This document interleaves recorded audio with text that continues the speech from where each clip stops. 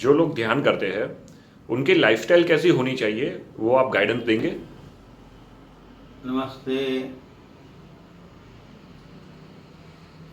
एक तो बात पहले समझ लो, सीधी सी बात है कि गाइडेंस पाने की आशा बंद कर दो। कब तक दूसरों के गाइडेंस पर चलोगे? और ज़रूरी है कि दूसरों के गाइडेंस से ही अपना जीवन चले।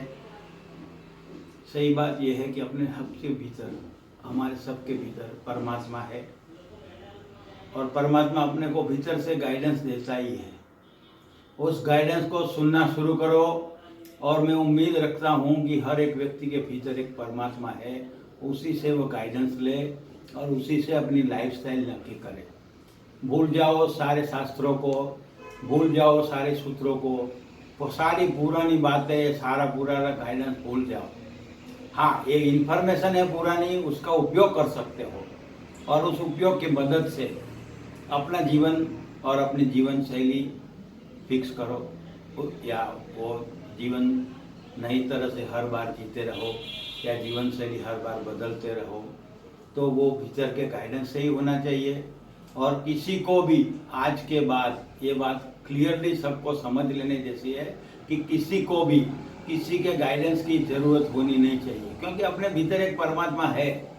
तो ये परमात्मा की जो गाइडेंस मिलती है वही सच्ची है, और उसी की मदद से जीना चाहिए, और वही सत्य है। एक सत्य जो है उसको बाहर की इन्फॉर्मेशन मदद करेगी, तो उस मदद को साथ रख के, उस इन्फॉर्मेशन के साथ खुद के जीवन के प्रयोग करते रहे, और उस प्रयोगों में से समझ आएगी, उस समझ के अनुसार जियो।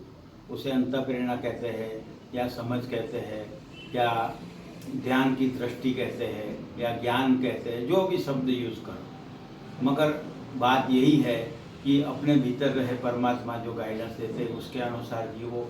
भूल जाओ सारे बुद्ध पुरुष के गाइडेंस को, भूल जाओ सारे शास्त्रों को। अपने भीतर जो है परमात्मा, उसके गाइडेंस से जीना शुरू करोगे तो पुराने शास्त्रों में, पुरानी बातों में से, पुरानी इन्फॉर्मेशन में से जो गाइडेंस मिला है उसका सम्यक उपयोग कर सको। किसी के सलाह के अनुसार जीने की आदत जो पड़ गई है हमारे भीतर, उसे भूल जाओ।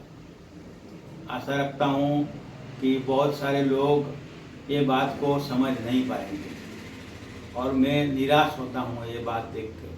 हर बार लोगों को किसी न किसी के ज्ञान की, किसी न किसी सलाह की ज़रूरत होती है। ये कब तक चलेगा? ये गुलामी से मुक्त होना है। असली आज़ादी यही है कि सारे शास्त्रों, सारी मान्यताओं, सारी धारणाओं से मुक्त होना है। और मुक्त होने का मतलब यह नहीं कि उसका उपयोग नहीं करना है। ये बात क्लियरली समझने जैसी है कि उसको जहाँ ज़रूरत है वहाँ उस इन्फॉर्मेशन का उपयोग करो, मगर जीना है अपनी अंतर्दृष्टि से, अंतःप्रेरणा से, और उसी तरह से स्वयं स्फूर्त जीवन होगा तो वही तुम्हारा स्वधर्म बनेगा। तुम्हारी लाइफस्टाइल ही तुम्हारा स्वधर्म होगा, और स्वधर्म में से जो पैदा होगा उसी में से आपका अनूठा जीवन एक अनोखे फूल की तरह खिलेगा। हर आदमी एक अनोखा फूल है, अनोखी स्थिति है उसके भीतर, और वो इंडिविजुअल लेवल पर ही उसे जीना है।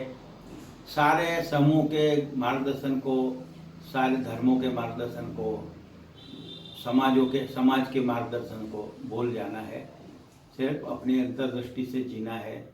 और मुझे आशा है कि कुछ लोग ही ये बात समझ पाएंगे, और आशा रखता हूँ कि ज़्यादा लोग बात समझ पाए, मगर ये बहुत डिफ़िकल्ट है। हर लोगों को जंजीरों में जीने की आदत हो गई है। उनको गुलामी के बिना चैन नहीं पड़ता।